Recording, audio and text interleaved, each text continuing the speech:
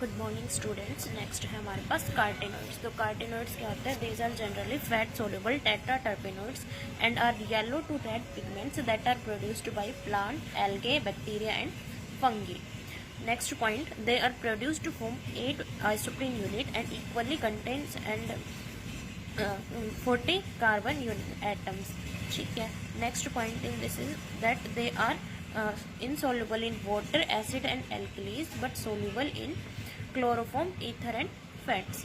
Next point, many carotenoids are unstable to air, heat and acid. They generally do not react with air, heat and acid.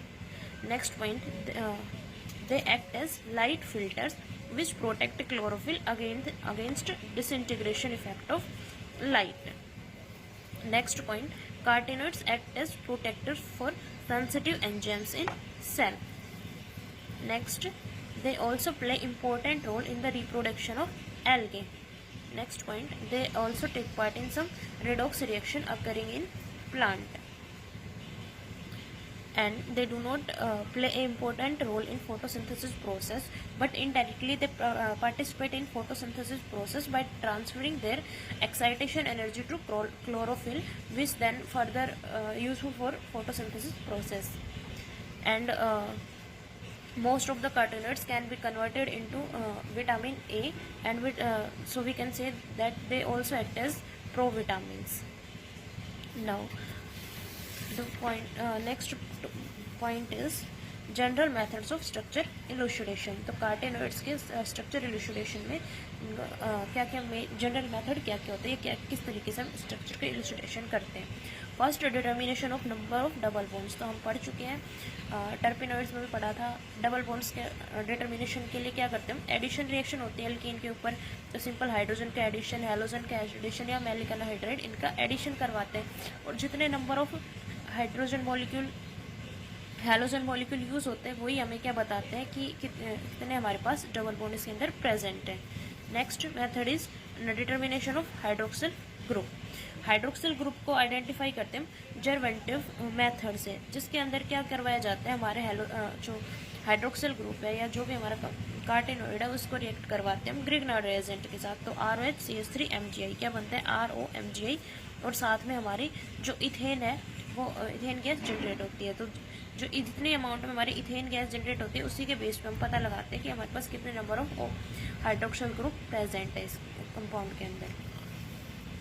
Next क्या है हमारे पास? Determination of methoxy group. तो methoxy group का determination करते हैं हम जीसेल method से। जीसेल मेथड के अंदर क्या करवाया जाता है, जो पहले जो हमारा कंपाउंड है उसको ट्रीट करवाया जाता है हाइड्रोजन आयोडाइड के साथ, HI के साथ। फर्दर उसकी रिएक्शन कर और हमारे पास क्या बनता है? मिथाइल आयोडाइड की फॉर्मेशन होती है। अब जो मिथाइल आयोडाइड बना इसकी रिएक्शन करवाते हैं सिल्वर नाइट्रेट से, और AgI हमारा प्रेसिपिटेट आउट होता है, सिल्वर आयोडाइड प्रेसिपिटेट आउट होते हैं। तो जितने मोल सिल्वर एसिटेटाइड के प्रेसिपिटेट आउट होंगे वही हमें बताएगा कितने हमारे मिथॉक्सी ग्रुप इसके अंदर प्रेजेंट है।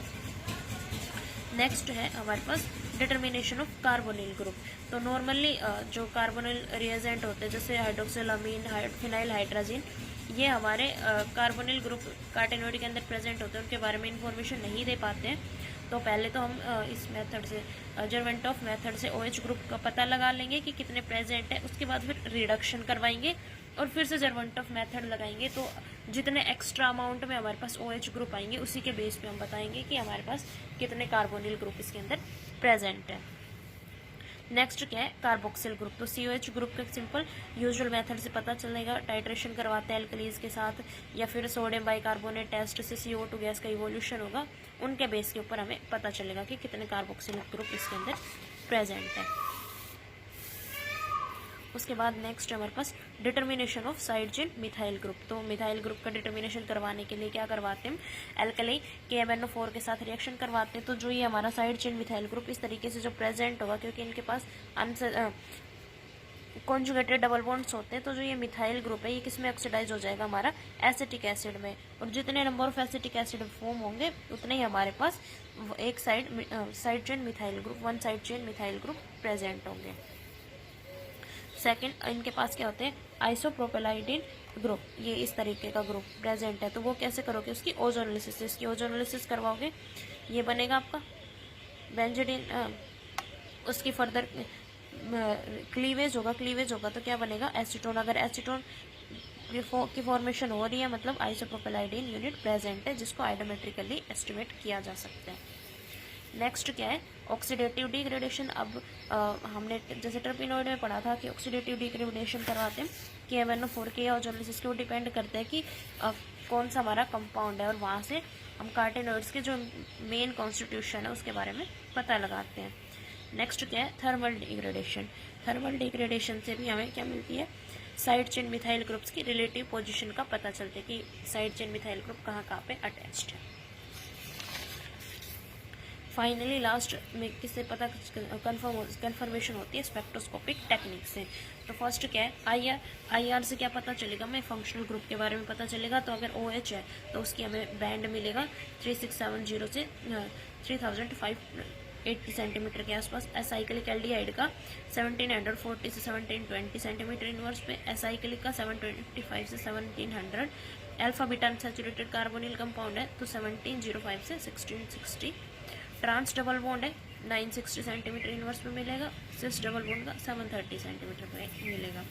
फिर उसके बाद मिथाइल ग्रुप NMR से क्या पता चलेगा, मिथाइल ग्रुप की पोजीशंस। ये मिथाइल ग्रुप किस टाइप का, तो मिथाइल ग्रुप अगर हम क्या देगा, एक सिंगलेट पीक मिल रही है और उसकी जो टाउ की जो वैल्यू है वो हमें बताएगी कि किस नेचर का है। अगर चेन के अंदर मिथाइल ग्रुप प्रेजेंट है तो उसके लिए टाउ की वैल्यू आएगी 7.95 से 8.15। अगर एंड ऑफ चेन, अगर चेन के एंड में मिथाइल ग्रुप प्रेजेंट है तो उसकी आएगी 8.31 से 8.44।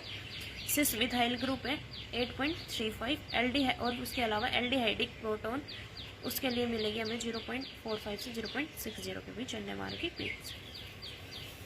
उसके बाद मास स्पेक्ट्रोस्कोपी को जनरली कहाँ यूज़ करते हैं, एक तो उसके एक्चुअल मोलिकुलर वेट के कंफर्मेशन के लिए भी यूज़ किया जाता है, और secondly detection and estimation of hydroxyl group. तो मास स्पेक्ट्रोस्कोपी का वही हम देखेंगे, क्लीवेज होने के बाद कहाँ पे हमें पीक मिल रही है।